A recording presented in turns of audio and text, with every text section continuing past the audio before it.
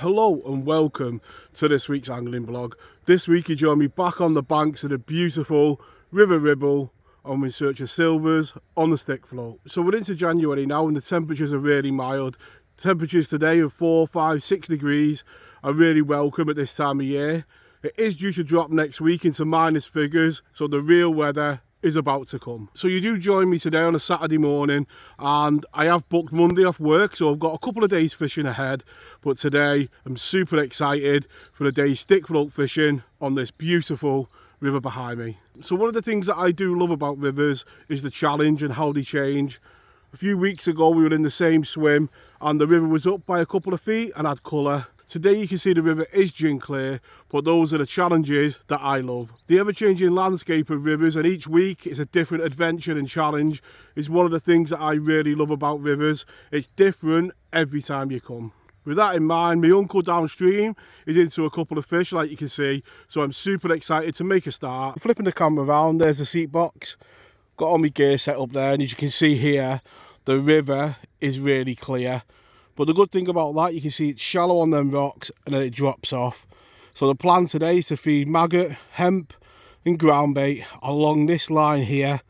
And then bubbles are really going to help if you're new to river fishing, because it'll help you go down the same line. So we're feeding them hemp here, maggots about here, and then just running that float down that lovely glide.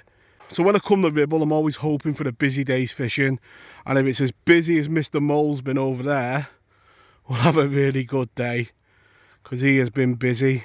So a quick look at the side tray. We've got plenty of white maggot, we've got Hinder's hemp. I cooked that up last night. You can see they're split beautifully, and part of my routine of a weekend's fishing, soak my hemp on a Thursday and I stand in the kitchen on a Friday, and that smell in the kitchen is me knowing I'm going fishing. We've got some corn, with some bits and pieces there, hook links and hooks. And then groundbait wise, we've got the supercharged groundbait from Hinder's, and we've got in there some of the crumb as well. So we can just grab a nugget like that, throw it into the swim today. So the first cast of the day is always a good one, and it's always full of anticipation, and sometimes with a Ribble, a slight bit of expectation, because it is a lovely river to fish. But that first trot of the day, always an exciting one. And that float just going down, it is a nice glide that it's going down there. We're just going off the edge of them rocks. I'm just going to keep feeding that line of bait. Like I always talk about, it's about getting those, you know, columns of bait going through the swim to begin with. You're not too interested, you know, in getting bites straight away. It's about attracting them fish in. We've gone through there and we've not hit anything, but to begin with, it is just about, you know, flicking out, feeding those maggots. You see, nice and positively, not going too far out. So we're just going over that drop off where the edge of them rocks, you know, starting easy. And it is my uncle who taught me that rule: start easy and only go into the middle if you have to. So you're feeding over a bit of an area, so we've got the option to go over a bit of an area if you want to go a tad bit further out, but there's plenty of depth there. There's no reason why we shouldn't be able to catch these fish not too far out, hopefully. There we go, the first one of the day. That's a nice distance down the swim. That it's good that we've got an early bite. The conditions are clear to get a fish so early on, really good.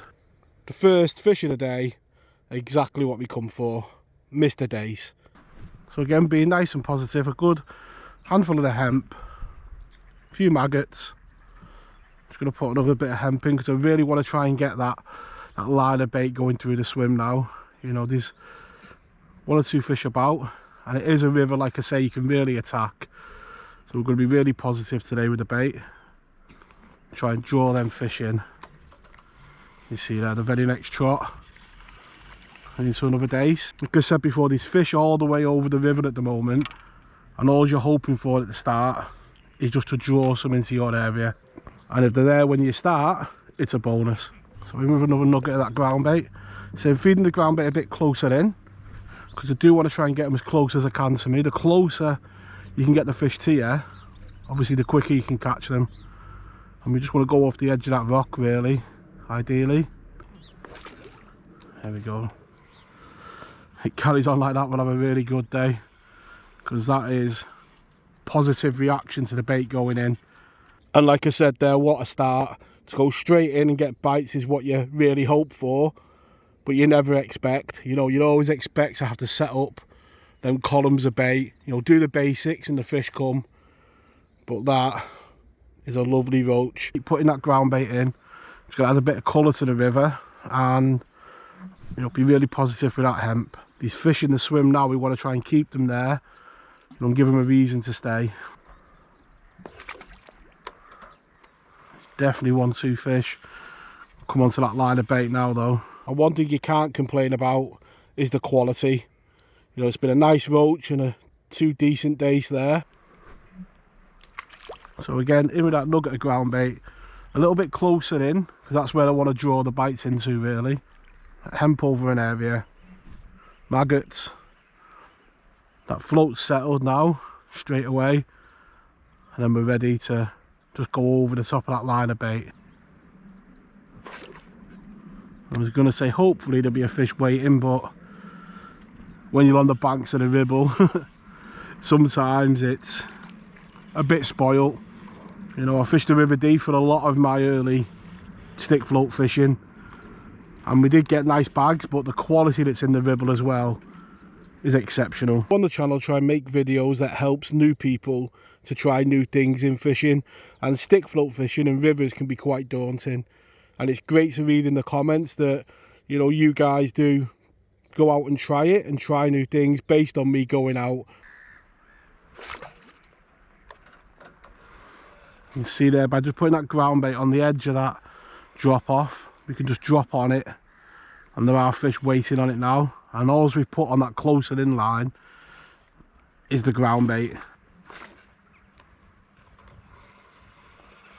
You see there again, just on that really closer in line.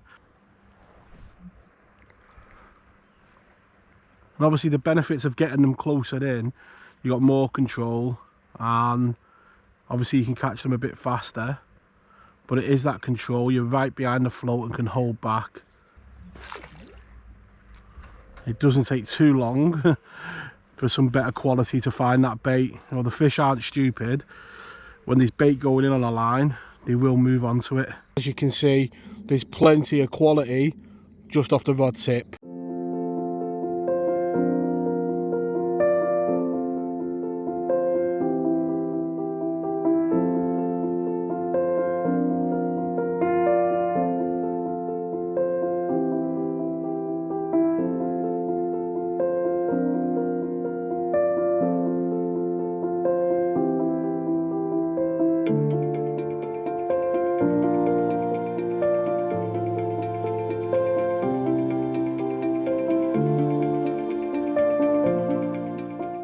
The ever reliable Mr. Dace. So every so often I'm putting a nugget of that ground bait in, trying to keep them fish on the bottom in front of me. It's a deep bit of the swim. Every other cast putting a big handful of maggots in, because I don't want the fish to come up the swim. Using them heavy baits, you know, a bit of colour, but really heavy to get down on the bottom and keep them dace just down in them bottom layers so we can keep catching them. So at the start of the vlog, it was all about, you know, just trying to draw fish into the area, setting up them columns of bait, and then just getting bites to begin with. Feeding them balls of ground bait. We've now got this shoal pretty much where we want them, just off the rod tip, and that bait's just keeping them there, just down that line there. And it's been a bite of chuck, or steady bite should I say, for the last couple of hours really, you know, to get the fish where you want them to feed. And sometimes, you know, they just won't move there. But days like today, we started off just a little bit further out. We made good solid decisions, you know, where we were going to put the bait. We didn't go down the middle, we just started a little bit further out, knowing we'd need to draw them in, and then slowly work them shoals to where we want them. You can see there now, we just got this shoulder dace holding just beneath the peg. And when you work that shoulder dace to where you want them, there really is a sense of achievement. You know, when you've looked at the conditions, come up with a plan, and it's worked, you really do get a sense of achievement from it. And we're just coming into the afternoon now, and the bites are just keeping on coming. And that's a pristine dace, that. So the setup that I'm using is my 17-foot Preston Innovations carbon active rod.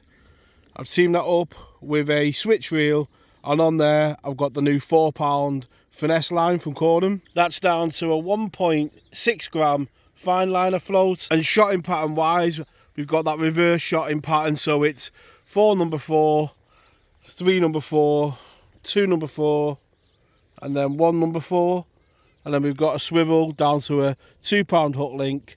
So it's coming up to about 2 o'clock now, and the only way to describe it has just been great fun. It's been a bite of chuck for the last bit, and there isn't much to say other than I'm just doing the same thing I've said all the way through, getting them channels of bait going through them columns of bait and just keeping on feeding.